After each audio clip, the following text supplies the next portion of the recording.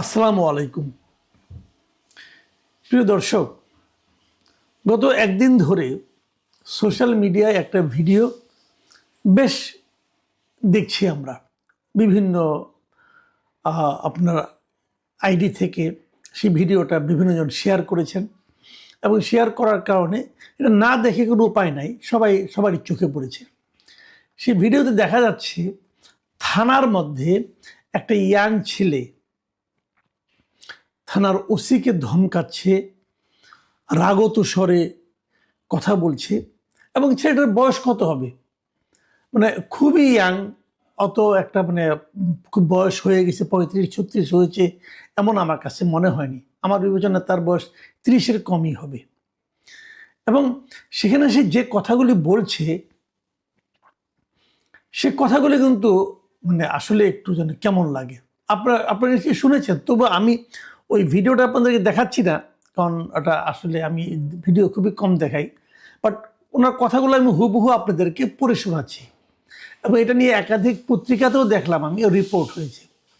উনি এই ঘটনাটা ঘটেছে পরে জানতে পেরেছি আমরা, এই যে হবিগঞ্জের শায়েস্তাগঞ্জ থানায়, সেখানে শুক্রবার দিন এই ঘটনা হয়েছে এবং শুক্রবার দিন শায়েস্তাগঞ্জ থানার ভেতরে ওসির সঙ্গে যিনি তর্কাতর্কি করছিলেন যে ছেলেটা, এই ভদ্রলোকের নাম হলো মাহাদি হাসান এবং উনি নিজেকে পরিচয় করে দিয়েছেন যে উনি বৈষম্য বিরোধী ছাত্র আন্দোলনের নেতা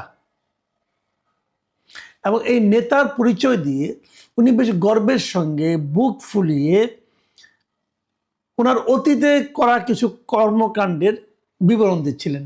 উনি বলছিলেন, শুনুন, ওনার একজন লোককে থানায় নাকি পুলিশ গ্রেপ্তার আটক করেছিল, এই জন্য তাকে ছাড়ানোর জন্য এসে উনি এই কথাগুলি বলেছেন। উনি কি বলেছেন সেটুকু আগে আপনাদেরকে পড়ে শোনাই। উনি বলেছেন, আমরা আন্দোলন করে গভর্নমেন্টকে রিফর্ম করেছি, সেই জায়গায় প্রশাসন আমাদের লোক। আপনি আমাদের ছেলেকে গ্রেপ্তার করে নিয়ে এসেছেন, আমাদের সঙ্গে বাকবিতণ্ডা করছেন, এখন বলছেন আন্দোলনকারী হয়েছেন তো কি হয়েছে? আমাদের এইখানে 17 জন শহীদ হয়েছে। আমরা বানিয়াচং থানাকে পুড়িয়ে দিয়েছিলাম, এসআই সন্তোষকে জ্বালিয়ে দিয়েছিলাম। আপনি এসেছেন ঠিক আছে, কিন্তু কোন সাহসে এই কথা বললেন জানতে চাই। মোদ্দা কথা উনি বলতে চাচ্ছেন, এই যে সরকারটা আছে এটা হলো তাদের সরকার, এই সরকারকে তারা দায়িত্ব দিয়ে এনেছে, ক্ষমতায় বসিয়েছে, অতএব তাদের সঙ্গে তাদের কথার বাইরে ওসি কিভাবে যাচ্ছে এবং তারা কি করেছে সেই ঘটনার বর্ণনা দিয়েছে। তারা বানিয়াচং পুরা থানাটাকে পুড়িয়ে দিয়েছিল এবং একজন এসআই সন্তোষকে জ্বালিয়ে দিয়েছিল, জ্বালিয়ে হত্যা করেছিল। পরে আমি দেখলাম বিভিন্ন সোশ্যাল মিডিয়ায় দেখলাম যে এসআই সন্তোষের পরিবারের লোকেরা তার ছবিটা বুকে নিয়ে কিভাবে বিচার দাবি করছে, কিন্তু কোনো বিচার হয়নি, কোনো বিচার হবে এরকম আপাতত মনে হচ্ছে না। এই ধরনের ঘটনা তো আমরা ভাই আরও দেখেছি, অনেক থানাতেই কিন্তু পুলিশকে হত্যা করা হয়েছে, কোনোটারই কোনো বিচার হয়নি। কিছু কিছু হত্যা হয়তো প্রয়োজনীয় ছিল অথবা ছিল না, কিন্তু বিচার কেন হবে না? আমার প্রশ্ন এটাই। আন্দোলনের স্বার্থে অনেক সময় হতে পারে, যখন আন্দোলন হচ্ছে, দুই পক্ষের মুখোমুখি হয়েছে, এই পক্ষতে গুলি করেছে, ওই পক্ষে যে পক্ষ জিতেছে তারাই তো মূলত রাজ করবে, সেটা নিয়ে আমার কোনো আপত্তি নেই। যেমন ধরেন আমি একটা উদাহরণ দিয়ে বলি আপনাকে, মুক্তিযুদ্ধের সময় মুক্তিযোদ্ধাদের হাতে পাক বাহিনীর লোকজন মারা গেছে, রাজাকারের দু একজন মারা গেছে, বদর বাহিনীর দু একজন মারা গেছে, মারা যায়নি, গিয়েছে। এখন সেই পাক বাহিনীর হত্যার অপরাধে অথবা বদর অথবা রাজাকার বাহিনীকে হত্যার অপরাধে কোনো মুক্তিযোদ্ধার বিচার হবে না? সেটা হবে না। কেন হবে না? দ্যাট ওয়াজ এ ওয়ার, সেটা একটা যুদ্ধ ছিল, দেশকে মুক্ত করার একটা যুদ্ধ ছিল। এখন এরা দাবি করছে এটা দ্বিতীয় মুক্তিযুদ্ধ, যদি হয় সেভাবে ডিক্লেয়ার করেন, কিন্তু সেখানেও কোশ্চেন আছে। সেই কোশ্চেনটা হলো যে আপনারা প্রয়োজনে যদি মেরে থাকেন, প্রয়োজনে যদি কেউ নিহত হয়ে থাকে এবং যদি প্রমাণ করা যায় যে ওই লোকটার মৃত্যু না হলে এই যুদ্ধটা হতো না, অথবা এই বিপ্লবটা হতো না, অথবা বিপ্লবটা সফল হতো না, তাহলে আমার কোনো আপত্তি নেই। কিন্তু এটা যে আসলেই সেই প্রয়োজনে হত্যাটা হয়েছে, সেই প্রয়োজনের জন্য যে ঘটনা থানাটা লুট হয়েছে, সেটা তো প্রমাণ করতে হবে। সেটা কি প্রমাণ হবে না? সেটাতে প্রমাণ হওয়া উচিত। ধরা যাক একটা কথা বলি আপনাকে, যে মুখোমুখি দাঁড়িয়েছে, পুলিশকে অর্ডার দিচ্ছে গুলি করো, আপনার পুলিশ গুলি করেছে, 2 জন মারা গেছে, আহত হয়েছে, আবার বিপরীত দিক থেকে ওরাও গুলি করেছে, অথবা ইট পাটকেল নিক্ষেপ করেছে, অথবা ধাওয়া দিয়েছে, ধাওয়া দিয়ে পুলিশকে 2 একজনকে ধরে মেরে ফেলেছে, অথবা গণপিটুনিতে পুলিশের মৃত্যু হয়েছে, হতেই পারে। এগুলো হতে পারে, এগুলি যে প্রয়োজন ছিল, এবং এটা না হলে যে বিপ্লব সফল হতো না, এটা হয়তো বা সত্য, আমি এটা নিয়ে কোনো আপত্তি করছি না। কিন্তু আপনি আমাকে বলেন, একজন পুলিশ মারা গেছে, এরকম ঘটনা, একজন পুলিশ মারা গেছে, তাকে আপনি পা উপরের দিকে তুলে পা টাঙ্গিয়ে উল্টো করে টাঙ্গিয়ে রাখলেন, এর সঙ্গে বিপ্লবের কি সম্পর্ক? সে তো মারাই গেছে। যেরকম ভাবে আমরা নিন্দা করছি যে আসলে আমরা দেখেছি যে আন্দোলনের মানে নেতা কর্মীদেরকে, আন্দোলনের সঙ্গে যারা জড়িত ছিল তাদেরকে ধরে মেরে তারপর আগুন দিয়ে পুড়িয়ে দিয়েছে, অন্যায় হয়েছে এবং তার বিচার হওয়া উচিত। মানে কঠিন থেকে কঠিনতর বিচার হওয়া উচিত। যদি এটা বিচার হয় তাহলে ওটা কেন হবে না? বিচার তো হতে হবে। হ্যাঁ, বিচার হওয়া মানে ফাঁসি হওয়া তা কিন্তু নয়। যদি যারা টাঙিয়েছে উল্টা করে, তারা যদি প্রমাণ করতে পারে যে এই টাঙানোটা বিপ্লবের জন্য প্রয়োজনীয় ছিল, তাহলে তারা মুক্তি পাবে। ভাই, কথাটা কিন্তু সিম্পল। বিচার হওয়া মানে কিন্তু ফাঁসি হওয়া না, বিচার হতে হবে, প্রকৃত ঘটনাটা জানা যেতে হবে যে কেন হয়েছে। যাত্রাবাড়ি একটা ঘটনা আমরা এর মধ্যে দেখেছি, বিভিন্ন সময় দেখেছি, পত্রপত্রিকা কিন্তু পড়ি। পুলিশ সে আন্দোলনের তাদের দমনের জন্যও ছিল না, সেখানে তারা যায়নি, সে একটা গুলিও ছুড়েনি, সে থানায় বসেছিল, থানা আক্রমণ করে সেখানে পুলিশকে পিটিয়ে মারা হয়েছে।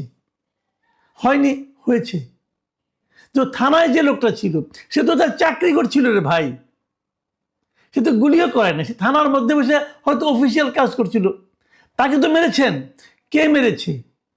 ওই মৃত্যুটাকে আন্দোলনের জন্য প্রয়োজনীয় ছিল? আপনি বলবেন আমি থানা পুড়িয়ে দেবো, দেন, থানা পুড়িয়ে দেন। লোকটাকে মারলেন কেন? তার ছেলে হয়তো আপনাদের সঙ্গে আন্দোলনে ছিল। আমরা তো দেখেছি এক ওসির ছেলে আন্দোলনে মারা গেছে এবং সে পুলিশে গুলিতে মারা গেছে, এটাও আমরা দেখেছি। তো তারা তো আন্দোলনে ছিল, কাজেই অনেকে চাকরির জন্য ওখানে ছিল। তাকে মেরে আপনি বাহাদুরি করবেন? এই যে এসআই সন্তোষকে মেরেছে বলে মাহাদি হাসান গর্ব করছে, আগুন দিয়ে জ্বালিয়ে দিয়েছিলাম, এসআই সন্তোষের অপরাধটা কি ছিল বলুন? আমি তো জানি না কি অপরাধ ছিল। হিন্দু ছিল এই জন্য বলেন? তো এখন এটা তো ঠিক না। এবং আমি বিস্মিত হয়েছি যে ওখানে যিনি পুলিশ অফিসার ছিলেন, যে ওসি ছিলেন, ওনার সামনে যখন এই কথাগুলি বলল একটা ছেলেকে ছাড়িয়ে নেওয়ার জন্য, যে ছেলেটার নাম নয়ন, তাকে ছাড়িয়ে নেওয়ার জন্য যখন এইভাবে কথাগুলি বলল, ওসি কিন্তু এই মেহেদী হাসানের ধমকে কেঁপেছিল। মেহেদী হাসানের ধমকে তার প্যান্ট নষ্ট হয়ে গেছিল কিনা আমি বলতে পারবো না, তবে সে নয়নকে ছেড়ে দিয়েছিল। আমি কিন্তু ওসির দোষ দিই না।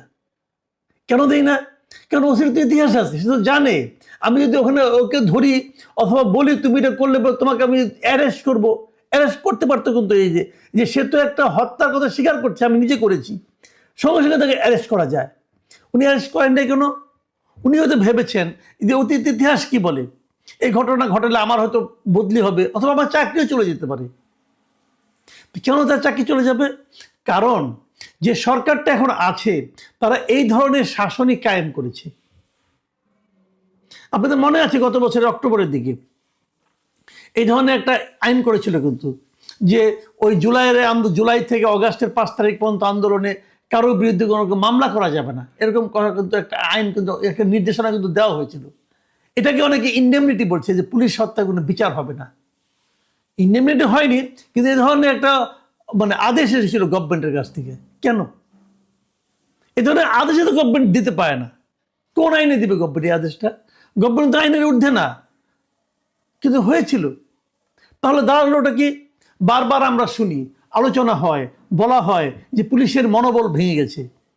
পুলিশের মনোবলকে আপনারা চাঙ্গা করার চেষ্টা করেছেন? পুলিশকে তো আপনারা মেহেদী হাসানের নিচে বসিয়ে দিয়েছেন। মেহেদী হাসানরা আসবে, পুলিশকে ধমকাবে, তার বন্ধু বান্ধবকে ছাড়িয়ে নিয়ে যাবে, ওই বন্ধু বান্ধব কি অন্যায় করেছে কি করেনি তার কোনো প্রশ্ন কেউ করতে পারবে না। আপনারা তো পুলিশকে সেই জায়গায় নিয়ে বসিয়ে দিয়েছেন। বসিয়ে দিয়ে এখন আপনি আশা করছেন যে পুলিশের মনোবল চাঙ্গা হবে। কিভাবে চাঙ্গা হবে? ভাবুন, একটা পুলিশ কর্মকর্তা, এখন যিনি পুলিশ কর্মকর্তা হিসেবে আছেন, তার সহকর্মীকে আগুন দিয়ে জ্বালিয়ে পুড়িয়ে দেওয়া হয়েছে, কিন্তু তার কোনো বিচার হবে না।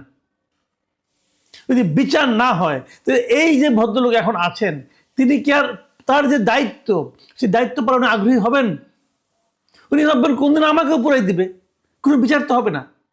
আর যে পুরাবে সে যদি জানে তার কোনো বিচার হবে না, তাহলে সে আরো পুরাবে।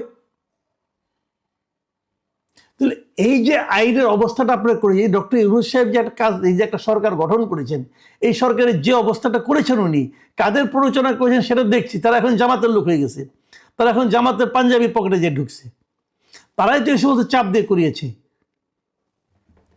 ভাই, কোন দেশে আছেন? কোথায় আইন কানুন? একটা কথা মাথায় রাখবেন, যে পুলিশকে আপনি টাঙিয়েছেন উল্টো করে, যে পুলিশকে আপনি গায়ে আগুন দিয়ে জ্বালিয়ে দিয়েছেন, যে পুলিশ থানায় বসেছিল তাকে পিটিয়ে মেরেছেন, তার যে সন্তান, তার যে পরিবার, তারা কিন্তু এই দেশেরই নাগরিক। সেই নাগরিকের প্রতি কি সরকারের কোনো দায় দায়িত্ব নেই? এই সরকার কার সরকার? এই সরকার কার সরকার? এবং তাদের যে সন্তান যারা আছেন তারা কতটা কষ্টে আছেন, তাদের কত মানবতার জীবন। একটা পুলিশ কর্মরত অবস্থায় যদি মারা যায়, তার যে অর্থনৈতিক সুযোগ সুবিধা পাওয়ার কথা, তাকে এই নিহত পুলিশের আত্মীয় স্বজন পাচ্ছে, পরিবার পাচ্ছে? কেন পাচ্ছে না? পাওয়া কি উচিত না? তারা তো অর্ডার ফলো করছে, যার অর্ডার ফলো করছে সে তার কি হয়েছে? এইভাবে দেখতে দেখতে যে আইজিপি হলো পুলিশের সর্বোচ্চ ব্যক্তি, তার হচ্ছে 5 বছরের সাজা, আর সে লোকের হয়ে চলে গেছে জীবন। এটার নাম বৈষম্য।